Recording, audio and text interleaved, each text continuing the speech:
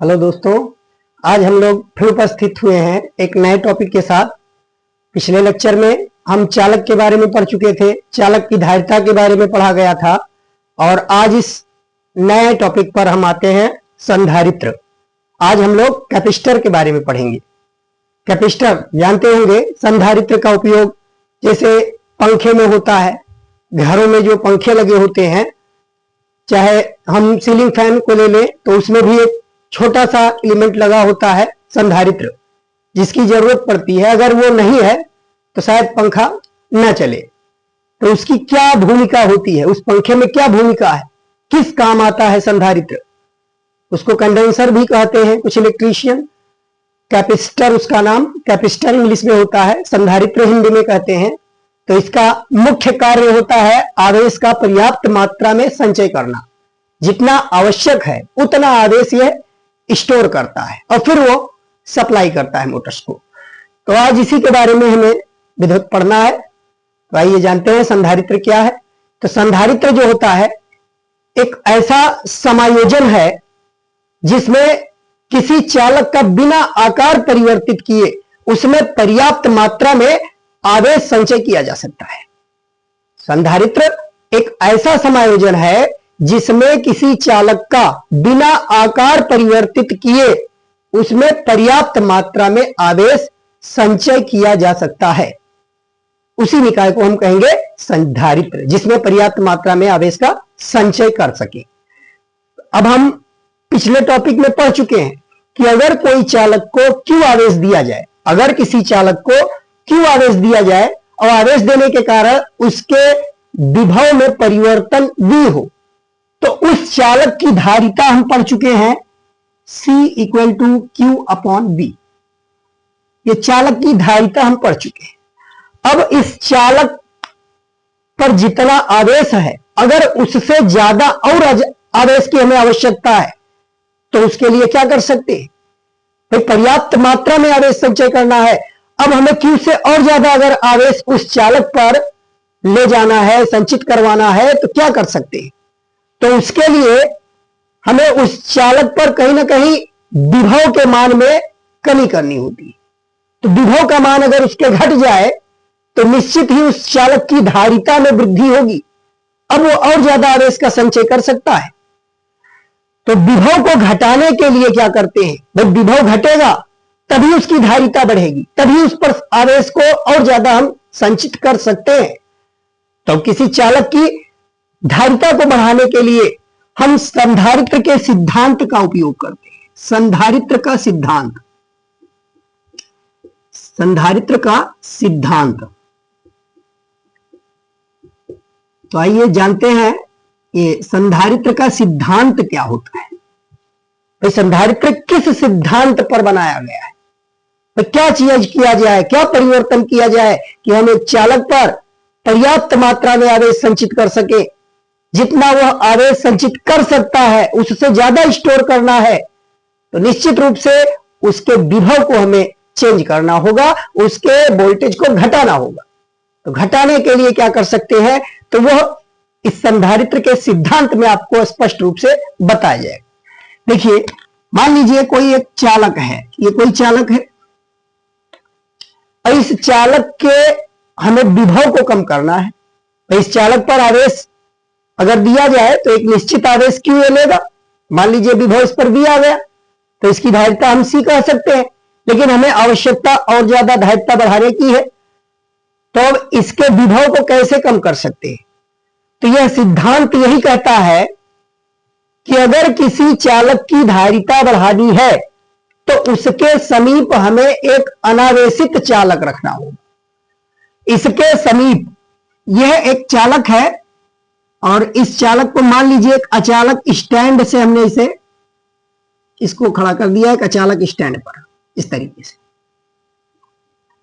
ये कोई अचालक स्टैंड है, उस अचालक स्टैंड से एक चालक को हमने कनेक्ट किया और इसमें लगे वायर की मदद से यहां तार लगा हुआ है, इस चालक से कनेक्ट है ये, और इस तार के द्वारा हमने इसको प्लस क्यू आवेश दिया। इसको प्लस क्यू आवेश हमने इस चालक को दिया तो स्वाभाविक है इस पर Q आवेश इस चालक के पृष्ठ पर एक समान रूप से वितरित हो जाएगा, जैसा कि हम पीछे पढ़ चुके हैं। अब और ज्यादा आवेश हमें तभी हम इसका दे सकते हैं जब इसके विभव को घटाया जाए। तो यह सिद्धांत क्या बताता है? संधारित्र का सिद्धांत बताता है कि अगर इसमें इस चालक की धारिता हमें बढ़ानी है तो इसके समीप अगर कोई अनावेशित चालक रख दिया जाए, इसके समीप अगर कोई अनावेशित चालक रख दिया जाए तो उस चालक में प्रेरण द्वारा आवेश की उत्पत्ति हो जाएगी। अब इस चालक में प्रेरण द्वारा इसके भीतरी सिरे पर उतना ही धनावेश, भीतरी सिरे पर उतना ही ऋणावेश आएगा जितना इस प्लेट पर धनावेश है। जितना इस चालक पर धनावेश है उतना ही इसके भीतरी पृष्ठ पर ऋणावेश की उत्पत्ति हो जाएगी, और जितना ऋणावेश इसके भीतर पृष्ठ पर है ठीक उतना ही धनावेश इसके बाहरी पृष्ठ पर आ जाएंगे। मतलब इस चालक पर एक्स्ट्रा आवेश नहीं आया है, बस केवल जो एक अनावेशित चालक रखा गया है वह अनावेशित चालक ध्रुवित हो गया। इसके सामने जो दूसरा आवेशित चालक है Q आवेश जिसको देकर हमने आवेशित किया है, उसके प्रेरण द्वारा यह अनावेशित चालक के इलेक्ट्रॉनों को अपनी ओर आकर्षित कर लेता है, और उसके जो नाभिक है पॉजिटिव वाले धनावेशित नाभिक जो है उसको रिपेल कर देता है, प्रतिकर्षित करता है, इसलिए वो दूसरे पृष्ठ पर चले जाते हैं और इलेक्ट्रॉन इसके सम्मुख वाले पृष्ठ पर आ जाते हैं। इसी कारण से अनावेशित चालक का भीतरी सिरा ऋणावेशित होता है और बाहरी सिरा धनावेशित हो जाता है। तो ऐसा होने से क्या होगा? स्वाभाविक है इसके विभव का मान घटेगा। अब इस चालक का विभव घट जाएगा और विभव घटने से इसकी धारिता में वृद्धि होगी। अब इसको और आवेश दिया जा सकता है। अब पहले जैसा विभव इसको वापस प्राप्त करने के लिए, कराने के लिए हम इसको और आवेश देंगे, फिर ये पहले जैसा विभव फिर से प्राप्त करेगा।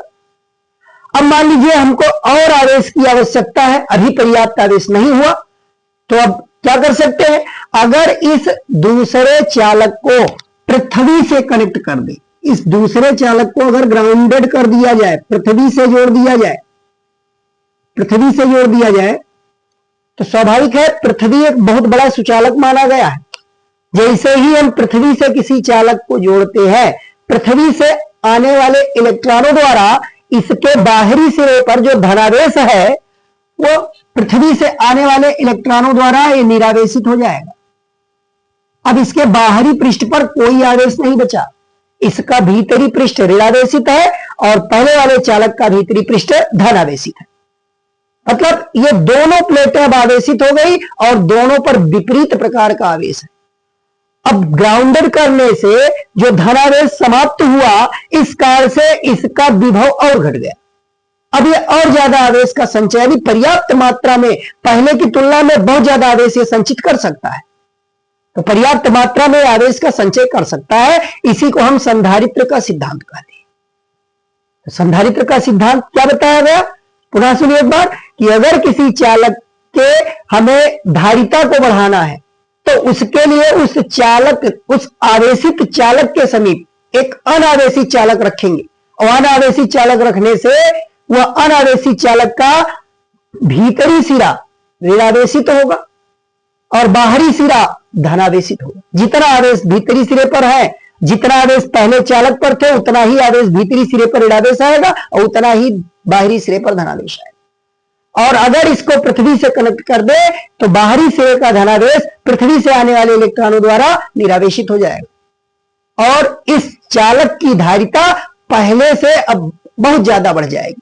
पहले की तुलना में अब पर्याप्त अंतर आ जाएगा और हम आवेश का ये संचय कर सकता है, इसमें और आवेश हम दे सकते हैं। तो इसी को हम संधारित्र का सिद्धांत कहते हैं। और इन दोनों चालकों को संधारित्र की प्लेटें कही जाती है। ये दोनों संधारित्र की प्लेटें हैं। जितना आवेश इस प्लेट पर है, जितना धन आवेश इस प्लेट पर है, उतना ही ऋणावेश इस प्लेट पर होगा। आवेश का परिमाण दोनों प्लेटों पर समान होता है। तो अब हम क्या कह सकते हैं? संधारित्र क्या है कि किसी चालक के समीप एक दूसरा ऐसा चालक ले लिया जाए जो भू संपर्कित हो। किसी आवेशित चालक के समीप भू संपर्कित दूसरा चालक रख देने से जो निकाय बनके तैयार होता है उसी निकाय को हम कहते हैं संधारित्र। यह निकाय संधारित्र कहलाएगा, तो इसी को हम संधारित्र कह सकते हैं। तो संधारित्र का कार्य क्या है? पर्याप्त मात्रा में आवेश का संचय करना, बिना आकार में परिवर्तन किए, बिना चालक के आकार में परिवर्तन किए पर्याप्त मात्रा में आवेश का संचय कर सकता है। जैसा कि पिछले लेक्चर में बताया गया है कि आकार बढ़ाने से आवेश का संचय बढ़ता है, धारिता बढ़ती है, लेकिन यहां हमने आकार नहीं बढ़ाया फिर भी आवेश का संचय और ज्यादा होने लगा। तो यह संधारित्र के सिद्धांत पर कार्य करता है, प्रेरण के सिद्धांत पर, प्रेरण के सिद्धांत पर किया है और वही प्रेरण की घटना संधारित्र के सिद्धांत में समायोजित की गई है। तो भाई अब जानते हैं इसकी धारिता क्या होगी, संधारित्र की अब धारिता क्या होगी। तो संधारित्र के प्रत्येक प्लेट पर जितना आवेश आया है और इन प्लेटों के बीच विभवांतर जितना उत्पन्न हुआ, भाई दोनों प्लेटों पर विपरीत प्रकार का आवेश है, स्वाभाविक है इस प्लेट के बीच एक विभवांतर उत्पन्न हो जाएगा और दोनों प्लेटों के बीच एक समान वैद्युत क्षेत्र उत्पन्न होगा। एक समान वैद्युत क्षेत्र जिसकी दिशा धन प्लेट से ऋण प्लेट की ओर होगी, एक समान वैद्युत क्षेत्र प्लेटों के बीच उत्पन्न हो जाएगा। ये वैद्युत क्षेत्र एक समान रहेगा और इस वैद्युत क्षेत्र के कारण दोनों प्लेटों के बीच एक विभवांतर प्रेरित होगा। अगर यह विभवांतर V मान लिया जाए तो संधारित्र की धारिता हम लिख सकते हैं C = Q/V। मतलब फार्मूले में चेंजिंग नहीं आया, फार्मूला वही है जो चालक की धारिता का था, लेकिन अंतर है उसमें एक अकेला चालक था, इसमें एक चालक का युग्म है, एक चालक का युग्म है।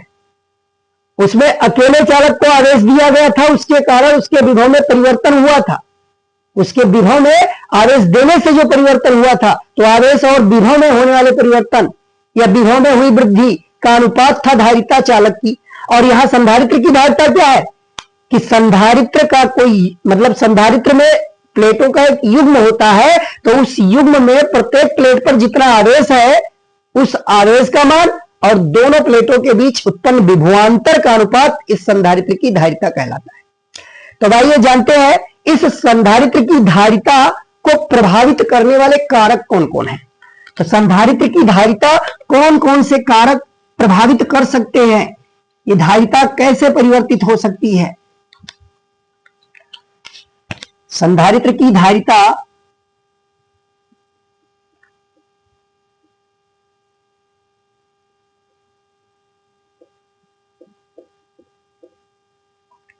को प्रभावित करने वाले कारक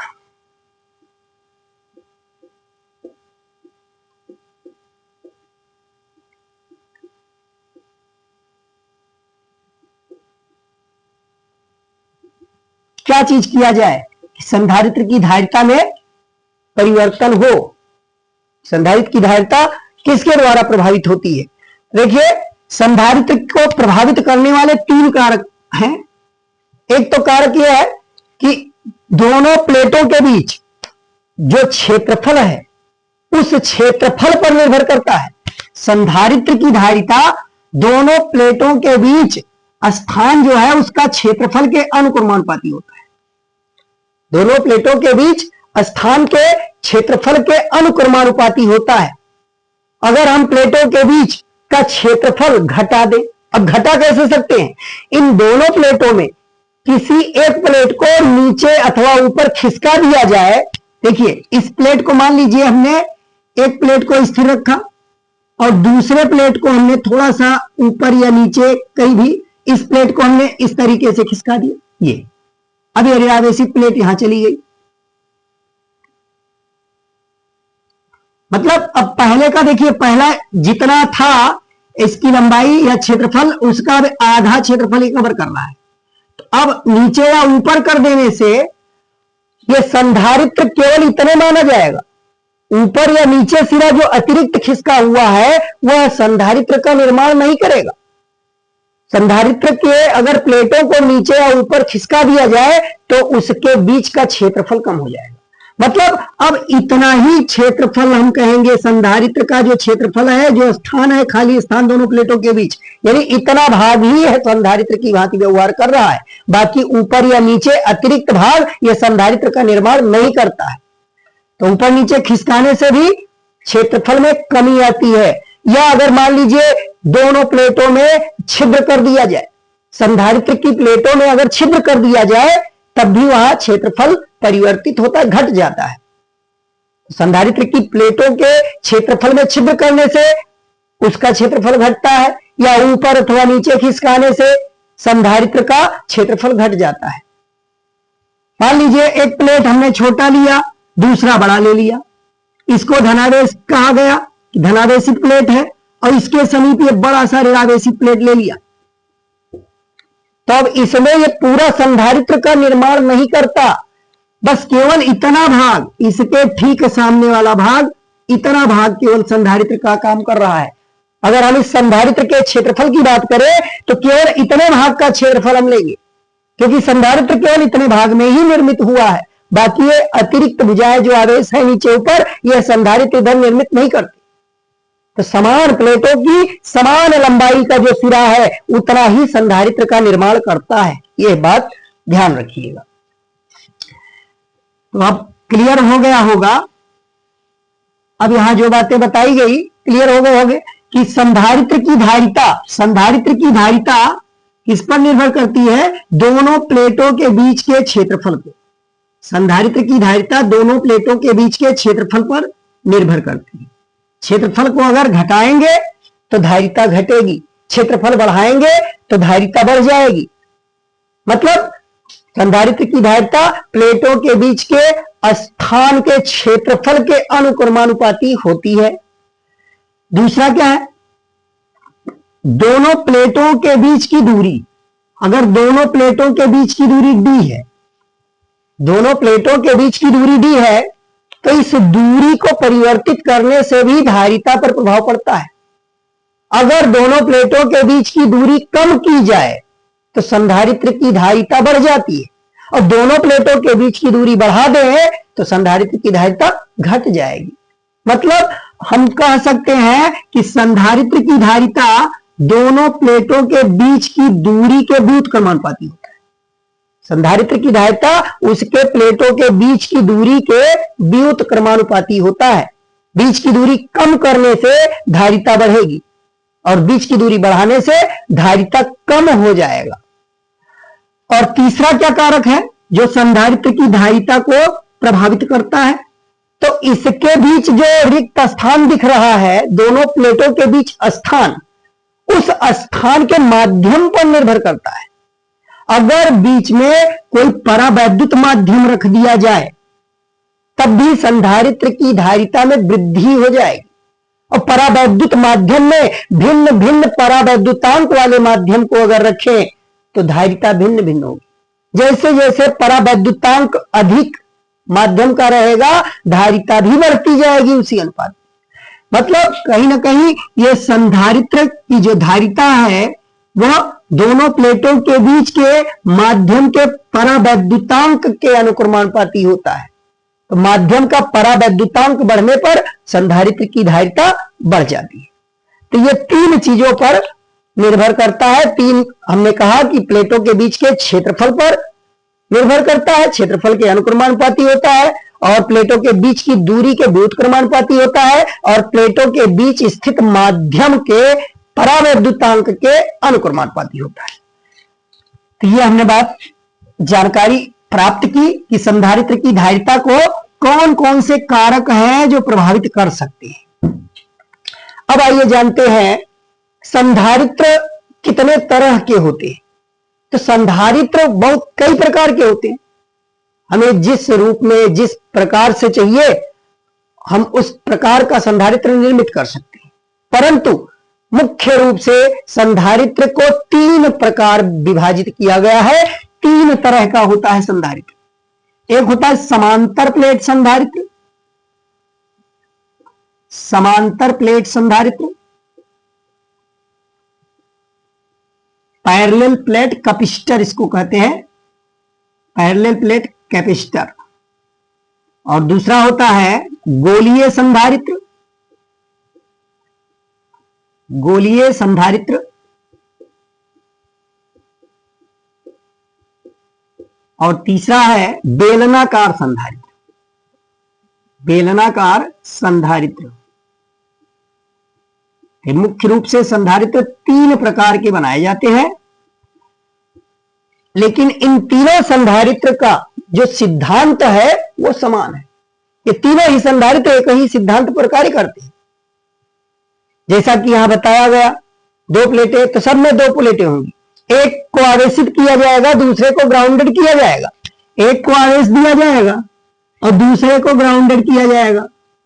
तो ग्राउंडेड करने से धारिता में पर्याप्त वृद्धि हो जाएगी। तो ठीक उसी प्रकार अगर समांतर प्लेट संधारित्र है तो इसमें हम दोनों चालक प्लेटों को एक दूसरे के ठीक समांतर रखेंगे और वह दोनों प्लेटें समतल होनी चाहिए। 2 समतल प्लेटों को, अगर 2 समतल चालक प्लेटों को एक दूसरे के ठीक समांतर रखा जाए और वही सिद्धांत लगाया जाए, जैसा कि यहां बताया गया है संधारित्र का सिद्धांत, कि उसमें से एक प्लेट को हम आवेशित कर दें और दूसरे प्लेट को पृथ्वी से कनेक्ट कर दें, तो संधारित्र की रचना हो जाती है, संधारित्र निर्मित हो जाता है। तो यहां जो संधारित्र निर्मित होगा उसको हम समांतर प्लेट संधारित्र कहेंगे। ठीक उसी प्रकार गोलीय संधारित्र, तो अगर कोई 2 गोलीय चालक ले लिए जाए, कोई 2 गोलीय चालक ले लिए जाए और दोनों संकेंद्री व्यवस्थित की जाए, दोनों का केंद्र एक ही हो, इस प्रकार से व्यवस्था की जाए कि दोनों का केंद्र एक ही हो। अब इसमें से एक को हम किसी स्रोत द्वारा आवेश दे दे और दूसरे को भू संपर्कित कर दे, दूसरे को भू संपर्कित कर दे, तो वही प्रक्रिया यहां भी होगी। एक को आवेश दिया गया तो इसके पृष्ठ पर धनावेश आएगा, धनावेश दिया गया है तो धनावेश आया। अब इस आवेश के कारण दूसरा जो इसका ठीक संकेंद्री गोलीय चालक है उसके भीतरी पृष्ठ पर उतना ही ऋणावेश उत्पन्न होगा, भीतरी पृष्ठ पर उतना ही ऋणावेश और बाहरी पृष्ठ पर उतना ही धनावेश। लेकिन पृथ्वी से बाहरी पृष्ठ जब कनेक्ट करेंगे तो वो बाहरी पृष्ठ का धनावेश पृथ्वी से आने वाले इलेक्ट्रॉनों द्वारा निरावेशित हो जाएगा। इस प्रकार यह भी एक संधारित्र बनके तैयार हो जाएगा और इस संधारित्र को हम कहेंगे गोलीय संधारित्र।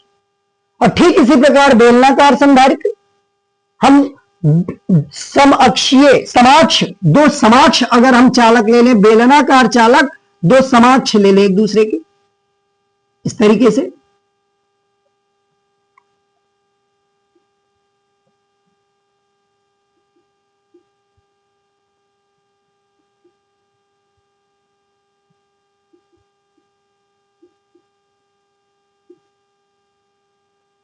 ये 2 समाक्ष अगर चालक बेलनाकार चालक ले लिया जाए और उसमें से एक को हम आवेश दें और दूसरे को पृथ्वी से कनेक्ट कर दें, जैसे कि गोलीय में किया गया है।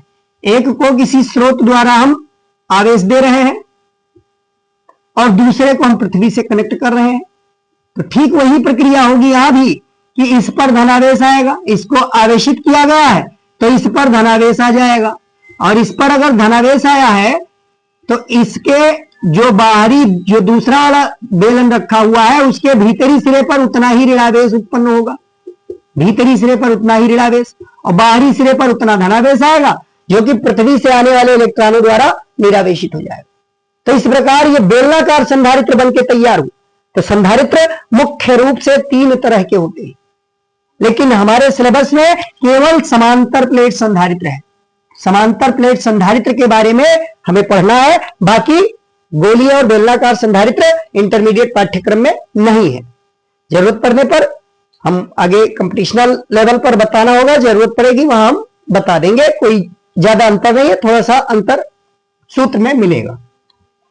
तो देखिए अब हम अपना समांतर प्लेट संधारित्र जो कि सिलेबस में निर्धारित है उसके बारे में जानेंगे क्या है। समांतर प्लेट संधारित्र हमने पहले ही बताया कि इसमें 2 चालक लिए जाते हैं और वो दोनों चालक समतल प्लेट होते हैं। अब समतल प्लेट में हम दोनों प्लेटों को आयताकार ले सकते हैं या वर्गाकार ले सकते हैं या गोलीय वृत्ताकार भी ले सकते हैं, वृत्ताकार ले सकते हैं या 2 आयताकार कोई प्लेट ले लें, मतलब समतल, जो समतलीय हो, प्रत्येक समतल आकृति वाले प्लेट को हम यूज करके और एक दूसरे के समांतर व्यवस्थित कर दें और उनमें से एक को स्रोत द्वारा हम आवेश दें और दूसरे को पृथ्वी से कनेक्ट करें, दोनों एक दूसरे के निकट रख दिए जाए, तो वो संधारित्र समांतर प्लेट संधारित्र कहलाएगा। तो समांतर प्लेट संधारित्र की अगर धारिता की बात की जाए तो समांतर प्लेट संधारित्र की धारिता कैसे निकालेंगे? समांतर प्लेट संधारित्र की धारिता, तो आइए जानते हैं कि समांतर प्लेट संधारित्र की धारिता क्या होती है।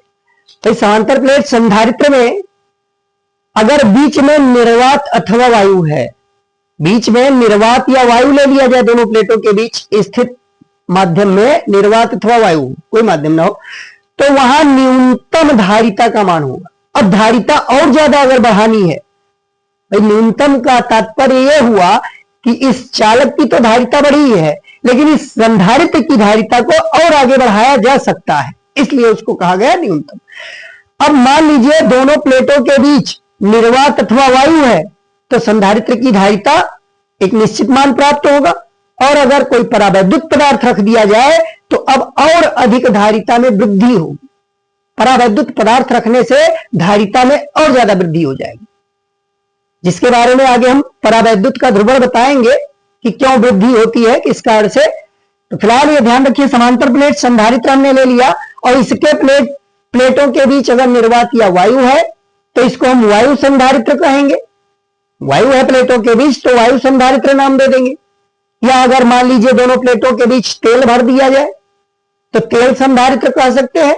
आल का पिस्टन वो परावैद्युत वाला होगा, उसकी धारिता ज्यादा होगी। या दोनों प्लेटों के बीच कागज रख दिया जाए तो कागज भी एक परावैद्युत पदार्थ है, तो वह भी एक मतलब संधारित्र की धारिता को बढ़ाने के काम आएगा। तो संधारित्र की धारिता को हम कई तरह से बढ़ा सकते हैं। एक तो बताया गया अनावेशी चालक रख के, दूसरा अनावेशी चालक को ग्राउंडेड कर दिया जाए और बढ़ जाएगा, तीसरा अगर प्लेटों के बीच परावैद्युत पदार्थ रख दिया जाए और वृद्धि हो जाएगी। इस प्रकार से संधारित्र की धारिता में उत्तरोत्तर वृद्धि की जा सकती है। आवश्यकता अनुसार जितना हमें आवश्यक है उसके अनुसार हम धारिता का कैपेसिटर निर्मित कर सकते हैं इन विधियों का प्रयोग करके। तो अब आइए समांतर प्लेट संधारित्र की धारिता के लिए सूत्र निकालते हैं।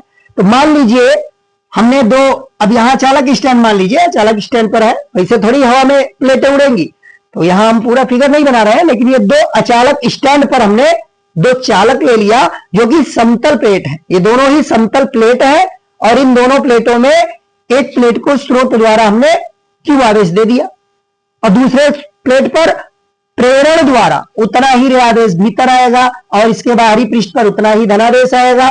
पृथ्वी से कनेक्ट करेंगे, बाहरी धनावेश पृथ्वी से आने वाले इलेक्ट्रॉनों द्वारा निरावेशित होगा, और हमारा यह संधारित्र निर्मित हो जाएगा। हमने मान लिया प्लेटों के बीच की दूरी d है, और प्लेटों के बीच निर्वात अथवा वायु ले लिया। हमने ले लिया कि प्लेटों के बीच निर्वात अथवा वायु है। निर्वात अथवा वायु का तात्पर्य कि जो भी माध्यम है उसका परावैद्युतांक 1, जैसा कि हम पढ़ चुके हैं, निर्वात अथवा वायु का परावैद्युतांक 1 होता है, और यह परावैद्युतांक का न्यूनतम मान होता है। अगर कोई दूसरा माध्यम रखेंगे तो परावैद्युतांक इससे अधिक होगा। तो अब देखिए, इसको हमने आवेश दिया क्यों, और क्यों आवेश दिया, तो प्लेटों पर पूरा आवेश एक समान रूप से वितरित होगा, मतलब सतत आवेश वितरण हुआ है। तो कहीं ना कहीं इसका हम पृष्ठ घनत्व लिख सकते हैं, इस आवेश का पृष्ठ घनत्व। तो पृष्ठ घनत्व हमने मान लिया प्लस में सिग्मा, भाई धनावेश है तो प्लस सिग्मा, और इस पर ऋणावेश है तो इसका पृष्ठ घनत्व हम माइनस में सिग्मा दिखाएंगे। तो इसका आवेश का पृष्ठ घनत्व हमने सिग्मा मान लिया। अब दोनों प्लेटों के बीच एक समान वैद्युत क्षेत्र उत्पन्न होगा, दोनों प्लेटों के बीच एक समान वैद्युत क्षेत्र उत्पन्न होगा, जिसकी दिशा धन प्लेट से ऋण प्लेट की ओर होगी। इस डायरेक्शन में वैद्युत क्षेत्र की उत्पत्ति होगी, और इस वैद्युत क्षेत्र को हमने ई लिख दिया। वैद्युत क्षेत्र ई उत्पन्न होगा, और दोनों प्लेटों के बीच विभवांतर आएगा, उस विभवांतर को हमने वी मान लिया कि प्लेटों के बीच उत्पन्न विभवांतर वी है।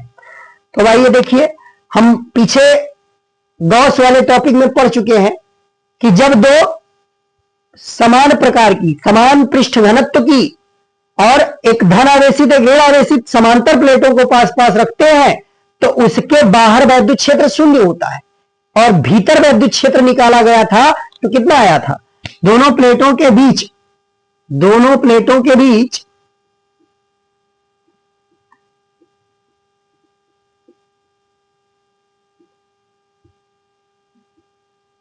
वैद्युत क्षेत्र की तीव्रता, वैद्युत क्षेत्र की तीव्रता, तो पीछे पढ़ चुके हैं हम, equal to sigma upon epsilon nought. अगर आवेश का पृष्ठ घनत्व सिग्मा है तो सिग्मा अपॉन एप्सिलॉन नॉट, दोनों प्लेटों के बीच इतना वैद्युत क्षेत्र उत्पन्न होगा। अब बीच का मतलब बीचों बीच से नहीं है, इस पूरे बीच में जो माध्यम है, इस माध्यम में चाहे यहां हो कहीं भी हो, बस प्लेट के जस्ट किनारे ना हो, प्लेट के इन दोनों प्लेटों के एकदम निकट ना हो। भाई एकदम निकट चूंकि आवेश का संचय है, एकदम निकट आवेश का संचय है, और आवेश का जहां सघनता ज्यादा होता है वहां स्वाभाविक है वैद्युत क्षेत्र अधिक होता है। तो इसलिए हम दोनों प्लेटों के बीच कहेंगे जहां वैद्युत बल रेखा एक दूसरे को समांतर हो, एक समान वैद्युत क्षेत्र प्लेटों के बीच उत्पन्न रहता है। तो प्लेटों के बीच कहीं भी ले लिया जाए एक समान वैद्युत क्षेत्र ई रहेगा और उसकी वैल्यू सिग्मा अपान एप्सिलॉन नॉट लिख सकते हैं। अब जैसा कि हम जानते हैं कि पृष्ठ घनत्व तो सिग्मा जो होता है वह क्यू अपॉन ए के बराबर होता है, यानी जितना प्लेट पर आवेश है और जितना प्लेट का क्षेत्रफल है। हमने प्रत्येक प्लेट का क्षेत्रफल ए मान लिया, दिया गया आवेश क्यू है, प्रत्येक प्लेट का क्षेत्रफल ए है, तो sigma equal to Q upon A लिख सकते हैं। अब यहां देखिए वैद्युत क्षेत्र की तीव्रता equal to Q upon A epsilon nought लिखा जा सकता है। इस समांतर प्लेट संधारित्र के प्लेटों के बीच उत्पन्न वैद्युत क्षेत्र की तीव्रता होगी। अब हम वैद्युत विभवांतर निकालना चाहते हैं। वैद्युत विभवांतर कितना होगा?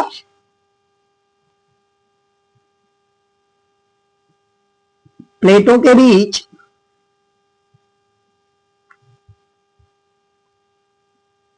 विभवांतर, प्लेटों के बीच विभवांतर को हमने डी माना है, प्लेटों के बीच की दूरी डी माना है, और वैद्युत क्षेत्र ई उत्पन्न हुआ है। तो एक सूत्र पढ़ चुके हो, E equal to V upon D, equal to V upon D. वैद्युत क्षेत्र की तीव्रता जो होती है प्लेटों के बीच विभवांतर और प्लेटों के बीच की दूरी का अनुपात होती है। तो यहां से अगर V निकाला जाए तो हम लिख सकते हैं V equal to E into D, V equal to E into D, ये लिखा जा सकता है। और E का मान ऊपर हम इसको इक्वेशन 1 मान लें, तो समीकरण 1 से इसमें E का मान रख दीजिए। समीकरण नंबर 1 से E का मान इसमें रखेंगे तो V इक्वल हो जाएगा Q upon A epsilon not into D, ये आ जाएगा। Q को हम V के नीचे यहां ले आए, यानी इसी को हम इस रूप में लिख दे V अपॉन क्यू, तो V upon Q equal to हो जाएगा, ए डी यहां चलाएगा क्यू की जगह पे, तो ये हो जाएगा D upon A epsilon not, A epsilon not. Epsilon not निर्वात की वैद्युतशीलता है, जैसा कि पढ़ चुके हो। इसका अंकित मान 8.85 10 की घात -12 कूलाम स्क्वायर प्रति न्यूटन मीटर स्क्वायर होता है। तो अब यहां देखिए डी अपॉन क्यू जब करेंगे तो ये D upon A epsilon not हो जाएगा, और इसको अगर पलट दिया जाए, इसको पलट दिया जाए यानी क्यू बाई वी कर दिया जाए तो ये हो जाएगा ए एप्सिलॉन नॉट बटा डी, ए एप्सिलॉन नॉट बटा डी, ये आ जाएगा। अब हम जानते हैं क्यू बाई वी मतलब धारिता है, धारिता सी इसको लिखा जा सकता है। समांतर प्लेट संधारित्र की धारिता का सूत्र बता चुके हैं, C equal to Q by V. तो अब हम समांतर प्लेट संधारित्र की धारिता का फार्मूला लिख सकते हैं। अतः समांतर प्लेट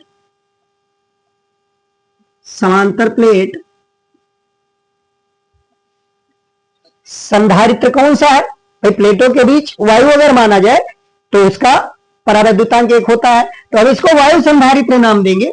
समांतर प्लेट वायु संधारित्र, समांतर प्लेट वायु संधारित्र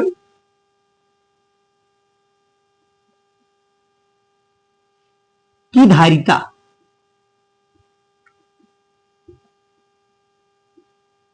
वायु संधारित्र की धारिता को हम सी नॉट लिखते हैं। सी नॉट इक्वल टू क्या बन जाएगा? ए एप्सिलॉन नॉट बटा डी, यहां जाएगा ए एप्सिलॉन नॉट अपॉन डी। यहां अगर नहीं दिख रहा है, ये वायु संधारित्र लिखा हुआ है, ये ध्यान रखिएगा, ये वायु संधारित्र लिखा हुआ है, यहां हम लिख दे रहे हैं। अगर ये दिख नहीं रहा है तो इधर वायु संधारित्र हम लिखे दे रहे हैं, ये वायु संधारित्र है। अगर प्लेटों के बीच वायु है तो इसको वायु संधारित्र कहा जाएगा। तो ये वायु संधारित्र की धारिता हमको मिल गई C nought equal to A/0 अब मान लीजिए कि प्लेटों के बीच वायु न हो बल्कि कोई परावैद्युत माध्यम हो जिसका परावैद्युतांक K हो, तब कितना धारिता होगा। तो देखिए, यदि प्लेटों के बीच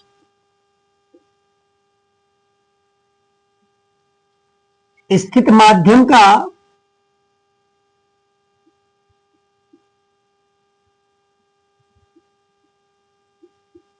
परावैद्युतांक K हो,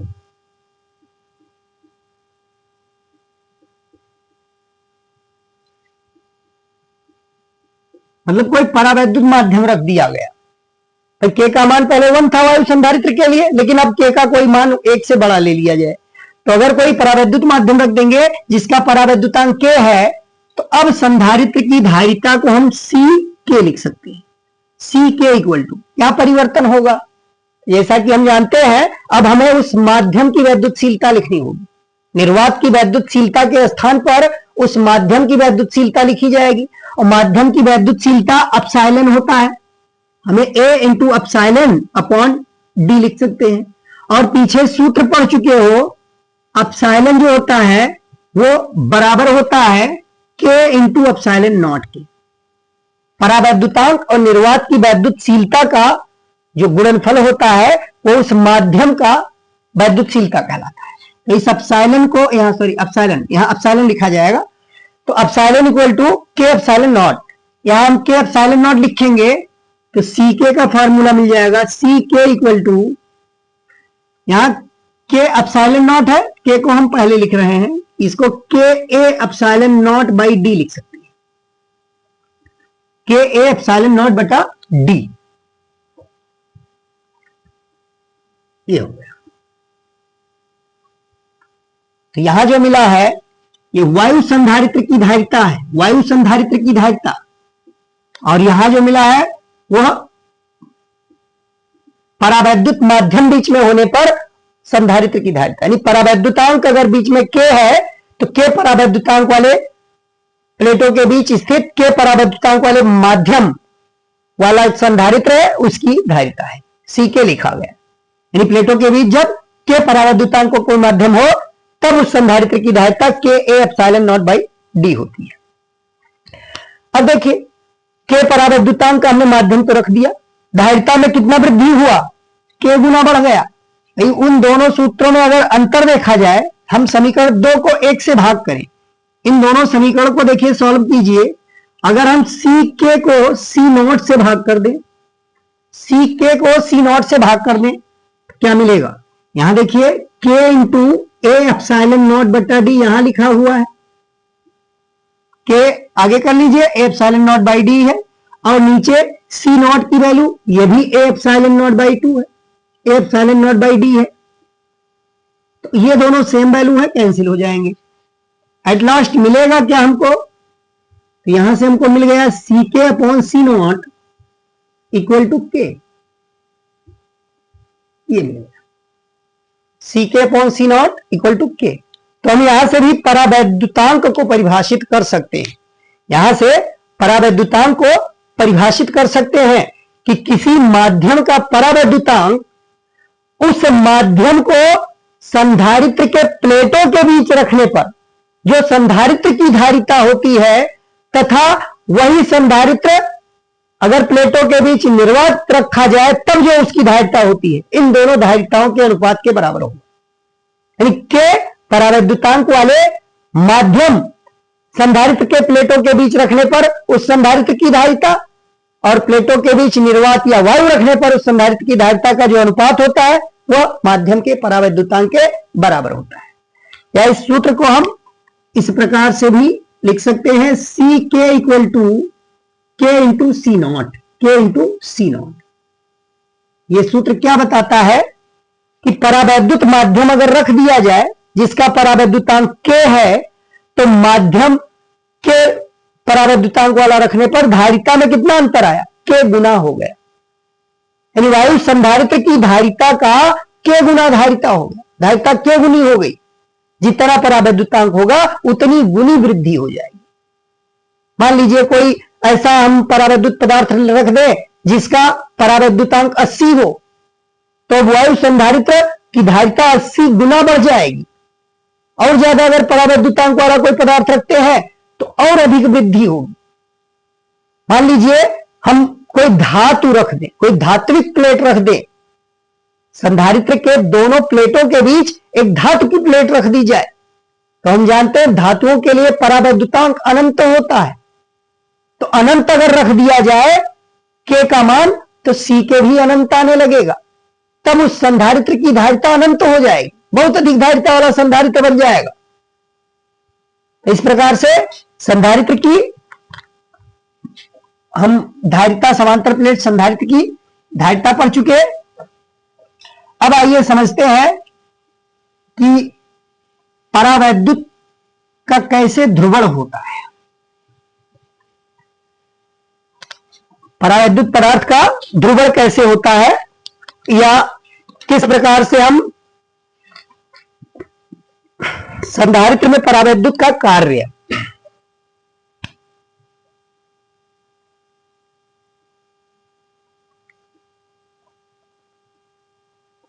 संधारित्र में परावैद्युत का कार्य,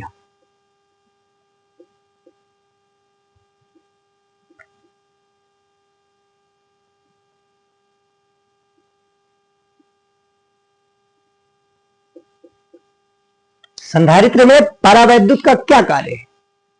तो परावैद्युत का कार्य है आवेश का संग्रहण। भाई आवेश का संग्रहण, हम परावैद्युत रखने से आवेश के संग्रहण क्षमता में वृद्धि कर देते हैं। जब परावैद्युत पदार्थ रखते हैं तो वहां आवेश संग्रहण करने की क्षमता बढ़ जाती है और ज्यादा आवेश संग्रहित करने लगता है। तो हम कह सकते हैं कि संधारित्र में परावैद्युत का मुख्य कार्य क्या है, आवेश का संग्रहण, मतलब अधिक आवेश उसकी धारिता में वृद्धि कर देता है। अब कैसे करता है ये देखते हैं। ये मान लीजिए लाइन तिरछी हो रही है, सीधा कर दिया जाए।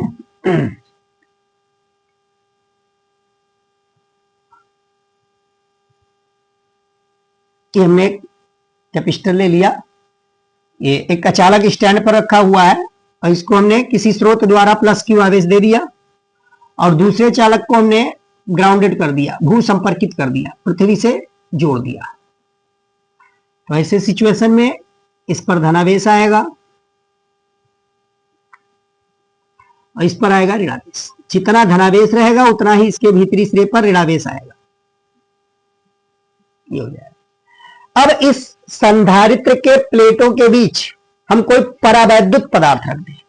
यहां मान लीजिए परावैद्युत पदार्थ हमने इतने भाग में रख दिया।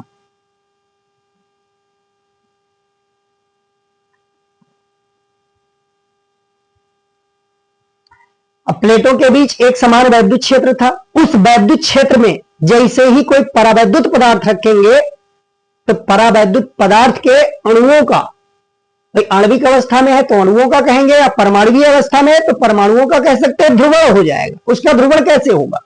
भाई ध्रुवण ये धन प्लेट के समीप, भाई धन प्लेट जो है वह उसके इलेक्ट्रॉनों को अपनी ओर आकर्षित करेगा और ऋण प्लेट जो है वह उनके नाभिकों को आकर्षित करेगा। तो कोई भी पदार्थ है वो सूक्ष्म परमाणुओं से मिलकर बना है, तो ये भी परावैद्युत पदार्थ है, तो ये भी परमाणुओं से ही मिलकर बने हैं। अंतर क्या है? भाई चालकों में जो इलेक्ट्रॉन होते हैं वह बाहरी कोश के इलेक्ट्रॉन मुक्त होते हैं धातुओं में, उनका प्रभाव नाभिक का कम उन पर रहता है, वो लगभग फ्री होते हैं, इसीलिए उसमें मुक्त इलेक्ट्रॉन होता है और वो चालक कहलाते हैं। जबकि परावैद्युत में क्या है कि सारे इलेक्ट्रॉन नाभिक से दृढ़ता पूर्वक बंधे होते हैं, मुक्त नहीं हो सकते, वो बंधे रहते हैं दृढ़ता पूर्वक। तो इसीलिए यहां हम कहेंगे कि ये भी परमाणु या अणुओं से निर्मित है। इस तरीके से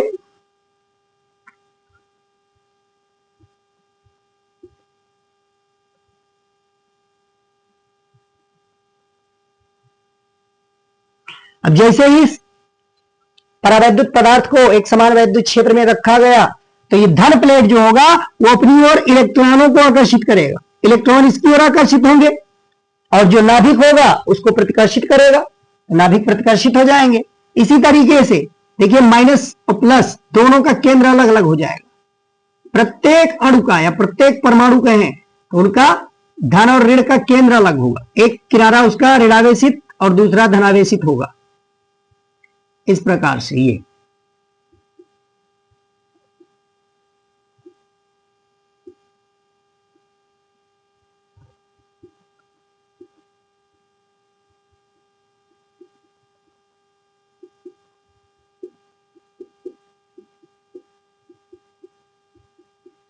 समझ गए होंगे। ये परावैद्युत पदार्थ जब रखा गया तो इस पदार्थ का प्रत्येक अणु जो है वो ध्रुवित हो गया। ध्रुवित होना मतलब ये धन प्लेट ने उस जितने भी परमाणु में इलेक्ट्रॉन थे उन इलेक्ट्रॉनों को अपनी ओर आकर्षित किया, इलेक्ट्रॉन सब एक ओर खिंच गए और जितना नाभिक था धनावेशित वो ऋणावेश की ओर खिंच गया। तो ऐसे में सारे परमाणु तनित अवस्था में आ गए, तनित अवस्था में आ गए। ऐसे सिचुएशन में देखिए अब भी अगर कहा जाए परावैद्युत पदार्थ में नेट आवेश कितना है तो नेट आवेश अभी भी शून्य ही रहेगा, नेट आवेश अभी भी शून्य है। बस अंतर क्या आएगा, इस परावैद्युत पदार्थ का एक सिरा देखिए इस किनारे पर देखेंगे तो ये पूरा किनारा इसका ऋणावेशित है और इस साइड में देखें तो ये पूरा धनावेशित है। और बीच वाले आवेश तो देखिए बीच वाले जो आवेश है यहां जैसे धनावेश है तो इसके जस्ट बगल ऋणावेश है, ये धनावेश ऋणावेश एक दूसरे से संयुक्त होकर निरावेशित होगा। इसी तरीके से ये धनावेश इस ऋणावेश से संयुक्त होकर निरावेशित होगा। मतलब इनके जस्ट पास, इस धनावेश के जस्ट पास ऋणावेश है, इस धनावेश के जस्ट पास ऋणावेश है, तो बीच वाले जो भी आवेश है वो एक दूसरे से मिलकर लुप्त होंगे। लेकिन किनारा देखिए इस किनारे पर ऋणावेश है और इस किनारे पर धनावेश बचेगा, जिसके कारण एक आंतरिक वैद्युत क्षेत्र उत्पन्न हो जाएगा। इसमें परावैद्युत पदार्थ में एक आंतरिक वैद्युत क्षेत्र जिसकी दिशा देखिए ये विपरीत होगी। इन दोनों प्लेटों में जो वैद्युत क्षेत्र उत्पन्न हुआ है, इन दोनों प्लेटों में मान लीजिए ई वैद्युत क्षेत्र उत्पन्न हुआ था तो उसकी दिशा ये थी। इन दोनों प्लेटों के बीच जो एक समान वैद्युत क्षेत्र उत्पन्न हुआ था उसकी दिशा ये है। और परावैद्युत पदार्थ में इस ध्रुवण के कारण जो वैद्युत क्षेत्र उत्पन्न होगा वो उस वैद्युत क्षेत्र के विपरीत दिशा में होगा, उस वैद्युत क्षेत्र के विपरीत दिशा में होगा। लेकिन एक दुर्बल है, इसकी अपेक्षा ये दुर्बल है, प्रबल नहीं है। कहीं ना कहीं ये वैद्युत क्षेत्र विपरीत दिशा में उत्पन्न करके ये वैद्युत क्षेत्र के मान में परिवर्तन कर रहा है।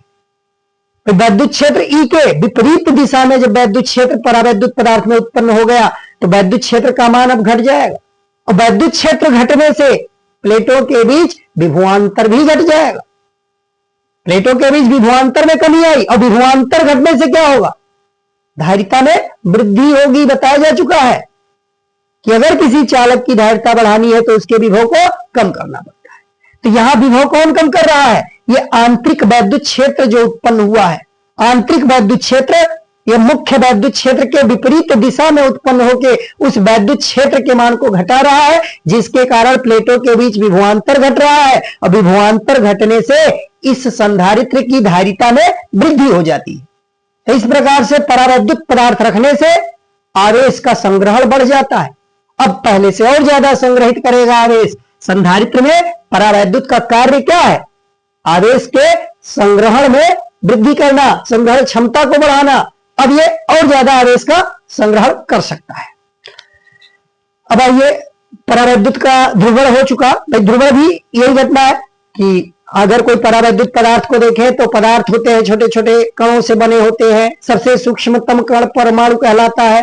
परमाणु में एक धनावेशित नाभिक होता है और उसके चारों ओर इलेक्ट्रॉन चक्कर लगाते रहते हैं।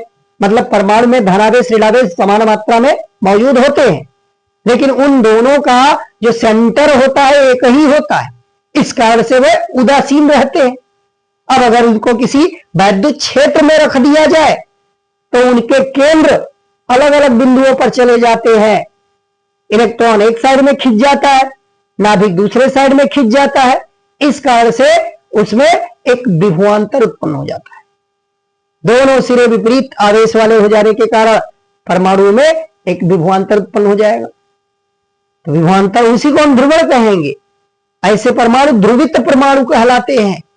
अगर परावैद्युत का परमाणु कोई ध्रुव की अवस्था को प्रदर्शित कर रहा है तो उसको हम ध्रुवित परमाणु कहेंगे और इस घटना को परावैद्युत का ध्रुवण कहा जाएगा। आइए जानते हैं परावैद्युत सामर्थ्य क्या होता है। परावैद्युत सामर्थ्य और भंजक विभवांतर, ये दो इसमें डिफिनीशन है।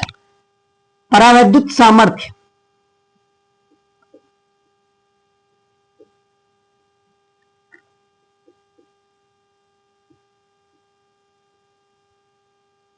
और दूसरा है भंजक विभवांतर।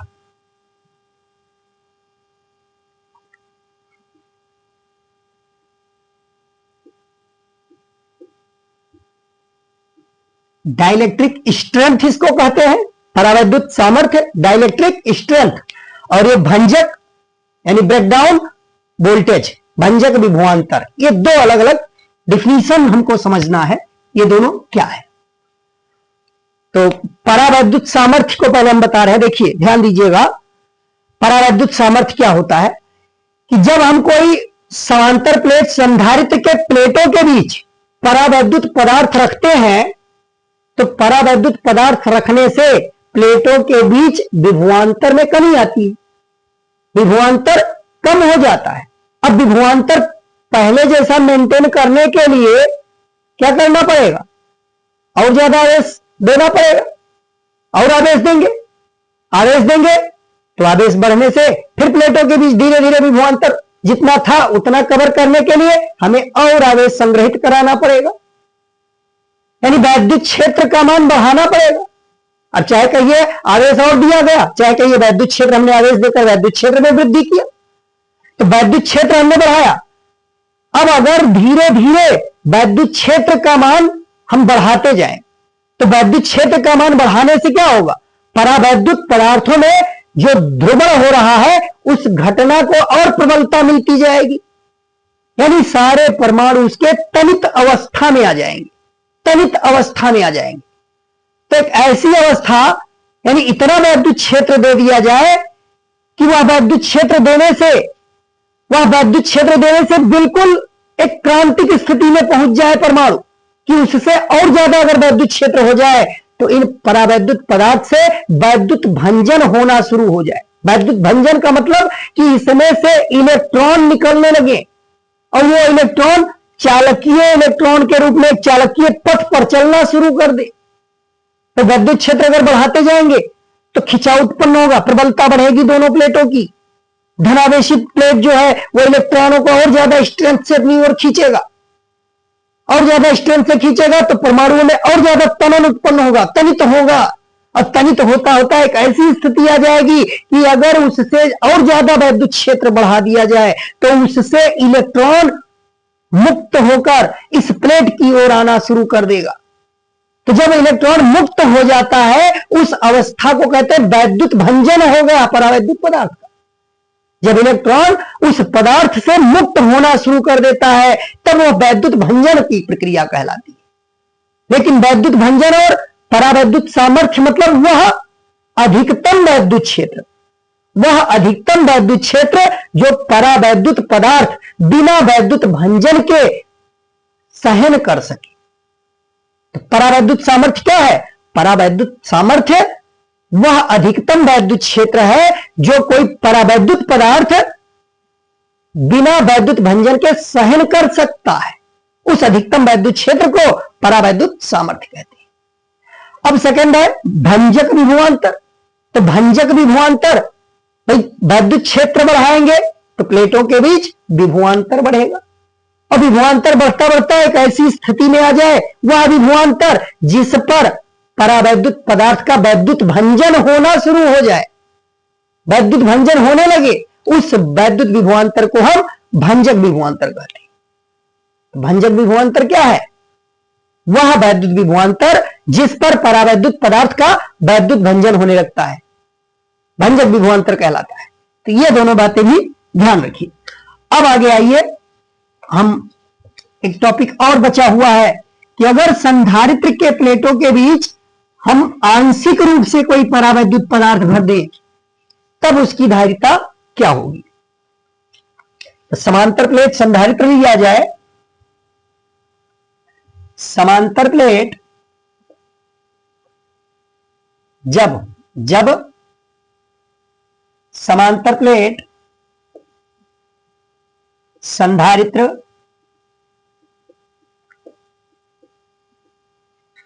के प्लेटों के बीच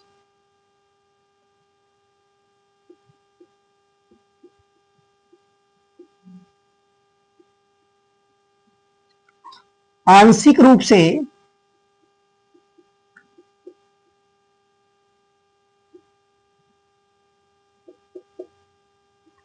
परावैद्युत पदार्थ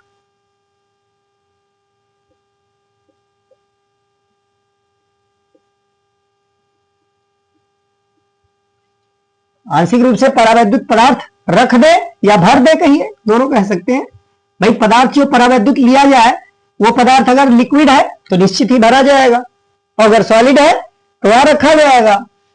जब समांतर प्लेट संधारित्र के प्लेटों के बीच आंशिक रूप से परावैद्युत पदार्थ रखा हो, आंशिक रूप से परावैद्युत पदार्थ रखा हो, तो उस स्थिति में हम समांतर प्लेट संधारित्र की धारिता की गणना करेंगे। तब समांतर प्लेट संधारित्र की धारिता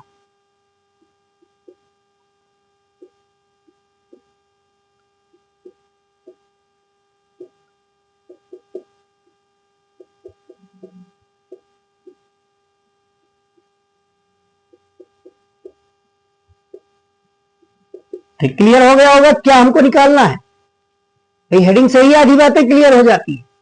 तो यहां तो क्लियर हो गया होगा कि हमें क्या निकालना है, कि एक ऐसा समांतर प्लेट संधारित्र लिया गया है जिसके प्लेटों के बीच आंशिक रूप से परावैद्युत पदार्थ रखा हो, आंशिक रूप से। तो अब हमने मान लिया कि एक समांतर प्लेट संधारित्र है, ये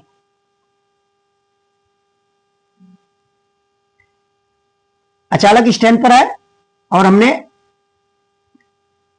स्रोत द्वारा इसको प्लस क्यू कूलाम का आवेश दिया, भीतरी सिरे पर धनावेश आएगा और उतना ही आवेश इसके भीतरी सिरे पर,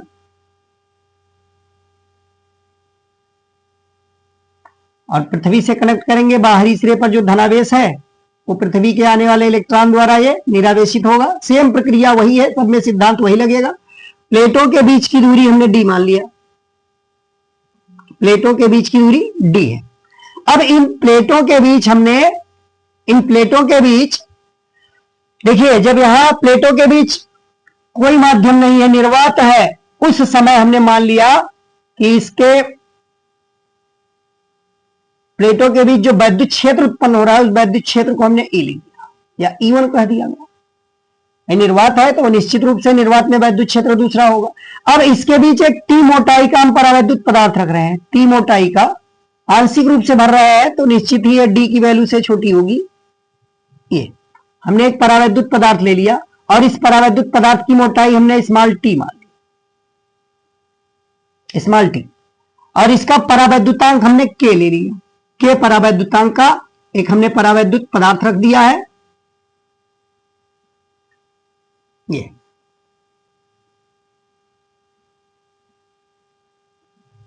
इसका परावैद्युतांक के है, मोटाई टी है। तो देखिए सिचुएशन क्या बन रहा है कि जब हम परावैद्युत पदार्थ बीच में टी मोटाई का रखेंगे तो अब कुछ भाग में निर्वात या वायु है और कुछ भाग में परावैद्युत है, आंशिक रूप से भरा गया।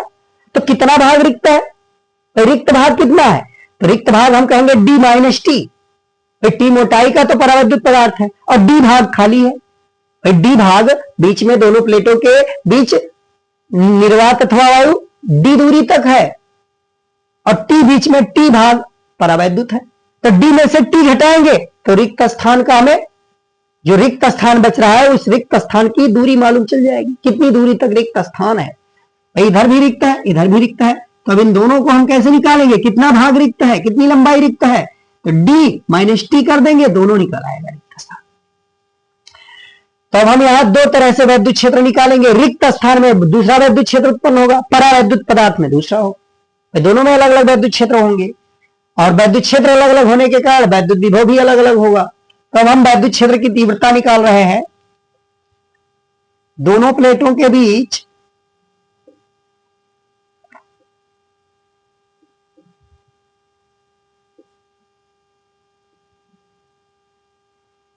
रिक्त स्थान, रिक्त स्थान का तात्पर्य निर्वात अथवा वायु से है।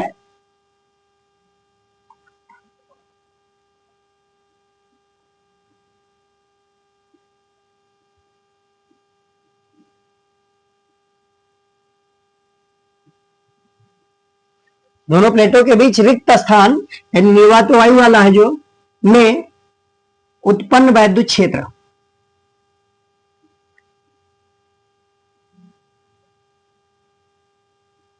तो इस वैद्युत क्षेत्र को E1 लिखा गया है, E1 इक्वल टू क्या आएगा, वैद्युत क्षेत्र E1 इक्वल टू क्या आएगा, तो वैद्युत क्षेत्र देखिए क्या लिख सकते हैं, सिग्मा अपॉन एप्सिलॉन नॉट लिख सकते हैं। आवेश का हमने पृष्ठ घनत्व तो मान लिया सिग्मा है, इसका हमने प्लस सिग्मा कह दिया, इसका माइनस सिग्मा। दोनों प्लेटों का क्षेत्रफल हमने समान ले लिया, इस प्लेट का क्षेत्रफल a है, इसका भी क्षेत्रफल a है। तो अब यहां रिक्त स्थान में वैद्युत क्षेत्र E1 equal to sigma upon epsilon nought लिख सकते हैं, या इसको हम सिग्मा को Q अपॉन A, भाई आवेश कितना दिया गया है, आवेश प्लस Q दिया गया है, एक प्लेट पर प्लस Q, एक प्लेट पर माइनस Q, आवेश का परिमाण दोनों पर Q है, तो सिग्मा मतलब आवेश का पृष्ठ घनत्व, और पृष्ठ घनत्व इक्वल टू होता है आवेश बटा प्लेट का क्षेत्रफल, तो ये Q अपॉन A आ जाएगा इंटू एप्सिलॉन नॉट। ये वैद्युत क्षेत्र निकल आया उस रिक्त स्थान का। अब टी मोटाई के परावैद्युत पदार्थ में जो वैद्युत क्षेत्र उत्पन्न हुआ उस वैद्युत क्षेत्र को निकाल लीजिए, तथा परावैद्युत पदार्थ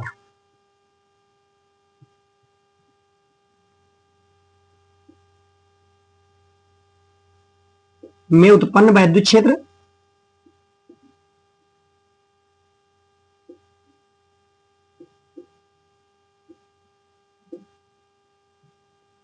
इसको अगर E2 से लिखें तो E2 इक्वल टू क्या होगा, तो E2 इक्वल टू क्या लिख सकते हैं, तो यहां सिग्मा अपॉन के एप्सिलॉन नॉट आ जाएगा, सिग्मा अपॉन के एप्सिलॉन नॉट, क्योंकि परावैद्युतांक हमने के माना है, और आवेश वही रहेगा Q अपॉन के ए एप्सिलॉन नॉट, ये आ जाएगा। तो दोनों वैद्युत क्षेत्र निकल आया। अब वैद्युत क्षेत्र के कारण दोनों के बीच विभवांतर अलग अलग होगा, तो अब दोनों प्लेटों के बीच विभवांतर अगर निकाला जाए तो विभवांतर कितना आएगा, फार्मूला पढ़ चुके हो, V बराबर क्या होता है, E इंटू डी, V बराबर E इंटू डी, इस फार्मूले का उपयोग करें, V बराबर E इंटू डी, मतलब वैद्युत विभवांतर जो होता है वैद्युत क्षेत्र और दूरी का गुणनफल होता है। तो इस फार्मूले का प्रयोग करके हम रिक्त स्थान में कितना विभवांतर उत्पन्न हुआ और परावैद्युत माध्यम में कितना हुआ, दोनों का योग कर दे तो दोनों प्लेटों के बीच टोटल विभवांतर मालूम चल जाएगा। इस प्रकार हम दोनों प्लेटों के बीच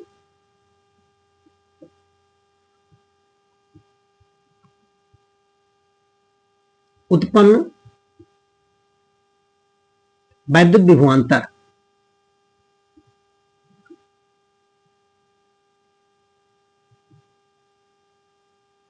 इसको अगर V से लिखा जाए तो V equal to V1 plus V2, यानी V1 का मान हम कहेंगे रिक्त स्थान वाले को और V2 कहेंगे परावैद्युत माध्यम वाले को।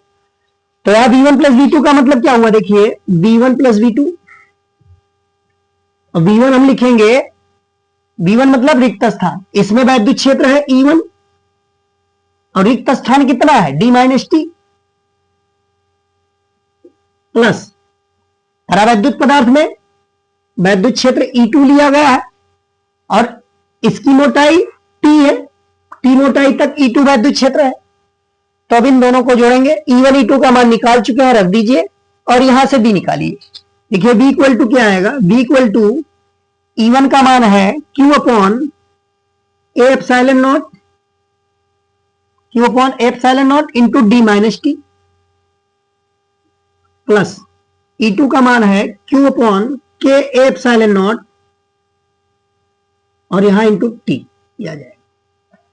देखिए कुछ चीजें कॉमन दिख रही हैं इसमें, तो हम कॉमन ले सकते हैं Q upon A epsilon not, Q upon A epsilon not को कॉमन ले लेंगे, बचेगा क्या, तो यहां तो D माइनस टी दिख रहा है, D माइनस टी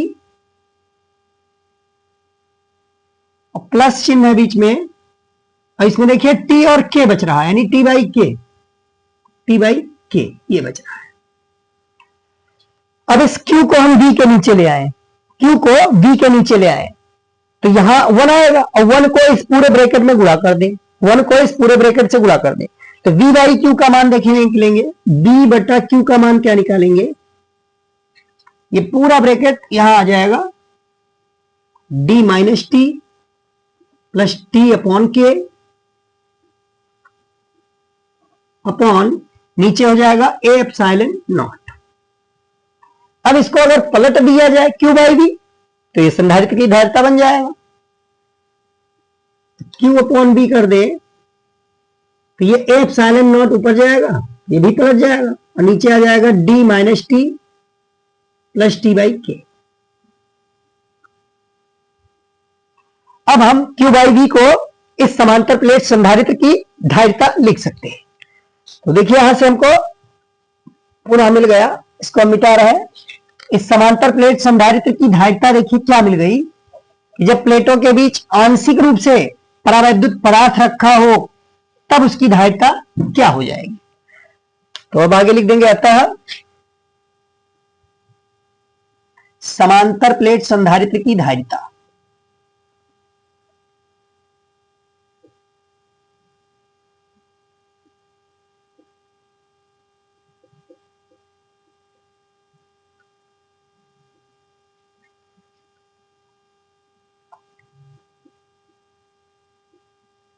समांतर प्लेट संधारित्र की धारिता क्या आ जाएगा, तो हेडिंग नहीं है, ये समांतर प्लेट संधारित्र की धारिता यहां से निकाल रहे हैं। हाँ, ये कितना हो जाएगा, देखिए C इक्वल टू होता है Q by B, C equal to होता है Q अपॉन B और Q अपॉन B का मान कितना निकाल चुके हो, तो ये आया है A epsilon not upon D minus T plus T upon K, ये मिल गया। ये जनरल सूत्र है, ध्यान रखिएगा।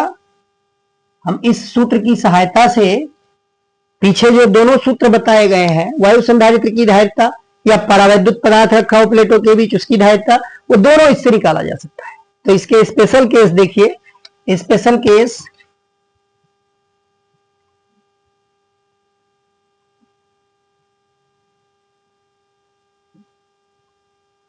पहला स्पेशल केस इसका, यदि प्लेटों के बीच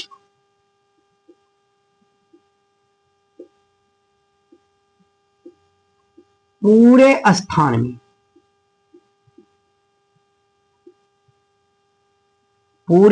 में परावैद्युत पदार्थ रखा हो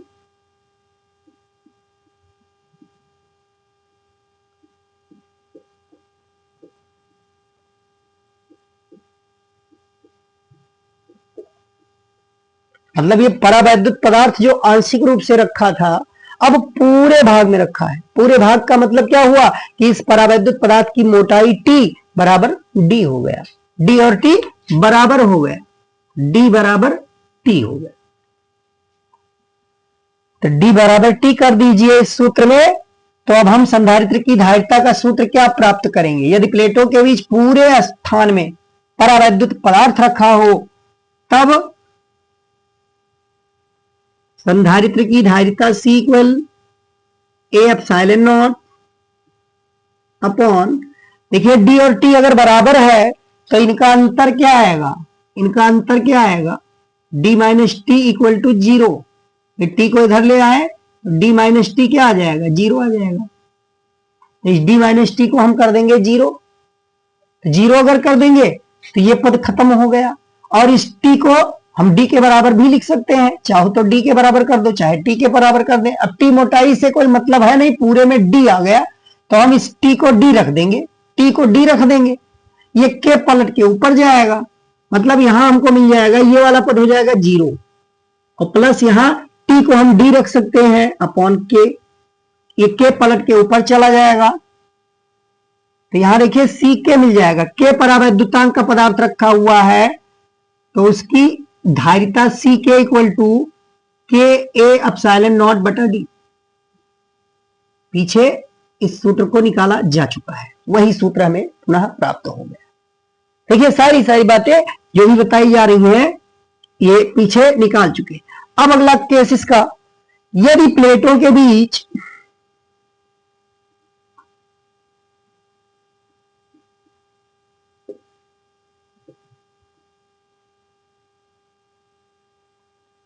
पूरा स्थान रिक्त हो, यदि प्लेटों के बीच पूरा स्थान रिक्त, पूरा स्थान रिक्त, रिक्त का मतलब निर्वात अथवा वायु से,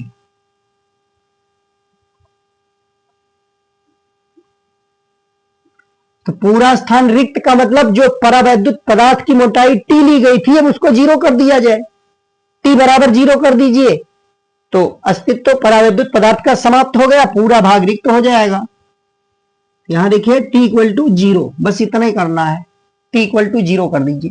तो टी इक्वल टू जीरो करेंगे जब इस सूत्र में तो हम पूरे भाग में रिक्त हो गया तो वायु संधारित्र बन गया, और इसकी धारिता C not equal to A epsilon not upon ये टी जीरो हो गया तो डी केवल बचा माइनस जीरो, ये हो गया यहां पर, और प्लस यहां जीरो बटा के करेंगे तो ये भी जीरो हो गया। यानी कुल मिलाकर हमको यहां से वायु संधारित्र की धारिता C not equal to A epsilon not बटा डी मिल जाएगा। ये भी फार्मूला पीछे पढ़ चुके। अब इसका और केस है, देखिए नेक्स्ट केस क्या है, इसका एक थर्ड केस है, यदि प्लेटों के बीच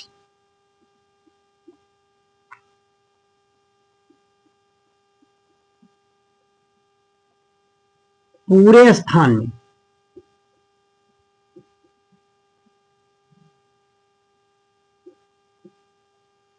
कोई धातु का प्लेट रख दिया जाए, कोई धात्विक प्लेट रख दिया जाए,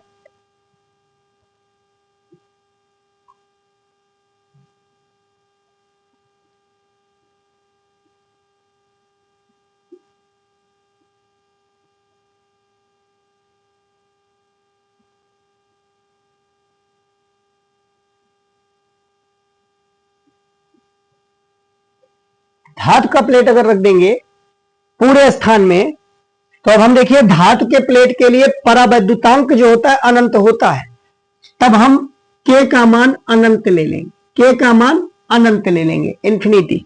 अब इसी सूत्र में के जहां है वहां अनंत रख देंगे तो टी अपॉन अनंत का मान जीरो हो जाएगा। भाई अनंत का भी उत्क्रम क्या होता है, शून्य, तो टी अपॉन अनंत करेंगे तो ये पद जीरो हो जाएगा। कहीं ना कहीं ए एप्सिलॉन नॉट और डी माइनस टी, पूरे में जब रख दिया गया है, जब पूरे में रख दिया गया है तो डी और टी भी बराबर हो जाएंगे। देखिए के बराबर अनंत और डी बराबर टी, डी बराबर टी, या ऐसा कह सकते हैं डी माइनस टी जीरो। तो संपूर्ण भाग में हमने एक सिंगल धातु की प्लेट रख दी है तो अब इस सूत्र में रखिए ये जीरो हो जाएगा, डी माइनस टी, और यहां के का मान अनंत रखेंगे तो ये जीरो आ जाएगा, टी बाई अनंत का मान जीरो हो जाएगा। तो कुल मिलाकर यहां से अब धारिता सी जो आएगा, धारिता C equal to A epsilon not बटा डी माइनस टी का मान जीरो, और यहां पर प्लस टी बाई के, तो टी बटा अनंत ये हो जाएगा, टी बटा अनंत भी जीरो, ये भी जीरो, यहां से ऊपर तो एप्सिलॉन नॉट है, नीचे बटा जीरो।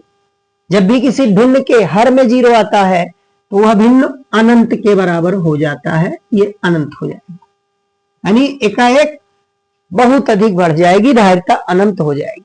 अब यह आवेश का असंख्य रूप से संचय करेगा। अब इसका एक और केस है, देखिए स्पेशल केस नंबर 4।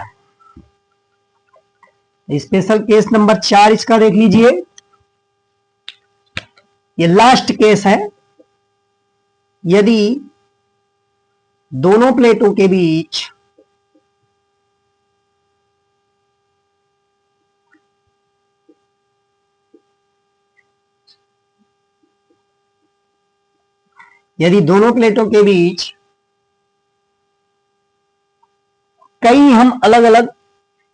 कई अलग अलग माध्यम ले लें, उन माध्यम के परावैद्युतांक K1 K2 K3 हो, और उन प्लेटों के मोटाई को हम T1 T2 T3 करके मान लें। यदि दोनों प्लेटों के बीच K1 K2 K3 dot dot dot परावैद्युतांक वाले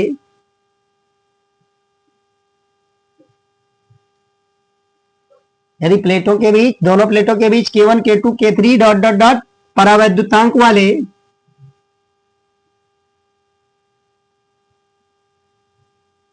प्लेट रखे हों, जिनकी मोटाइयां क्रमशः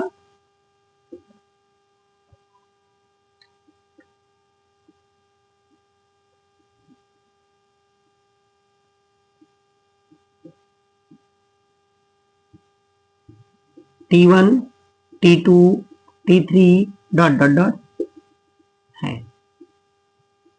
तब अब धारिता क्या होगी?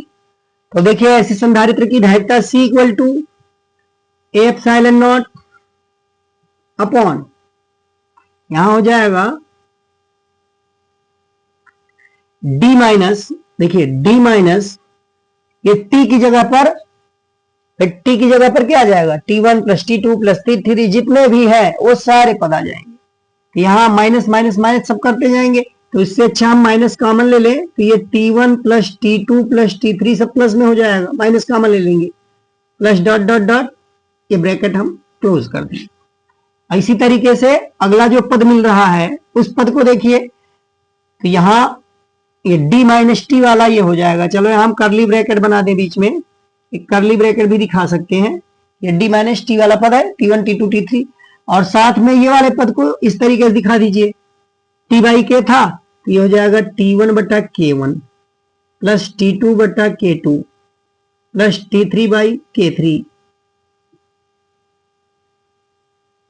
प्लस डॉट डॉट डॉट, ये सारे पद का योग हो जाएगा। तो यह इसका एक फाइनल स्पेशल केस है कि अगर हम ऐसी प्लेटें रख दें, समांतर प्लेट संधारित्र के प्लेटों के बीच, कि जिनके परावैद्युतांक भिन्न भिन्न हो, मोटाई भिन्न भिन्न हो, तब ऐसे संधारित्र की धारिता क्या होगी। तो आज हमने समांतर प्लेट संधारित्र के बारे में अच्छे से पढ़ा और बहुत अच्छा हम लोगों का रिस्पांस रहा। तो इसी प्रकार उम्मीद करते हैं कि आप इसी प्रकार से पूरा वीडियो देखेंगे, और यदि वीडियो पसंद आए तो लाइक सब्सक्राइब करना बिल्कुल ना भूलें। लाइक कर दें और उसको सब्सक्राइब भी कर लें और अपने दोस्तों के बीच शेयर करें। तो बस आज के लिए इतना ही, और नेक्स्ट डे फिर मिलेंगे एक नए टॉपिक के साथ। तो आज के लिए इतना ही, धन्यवाद।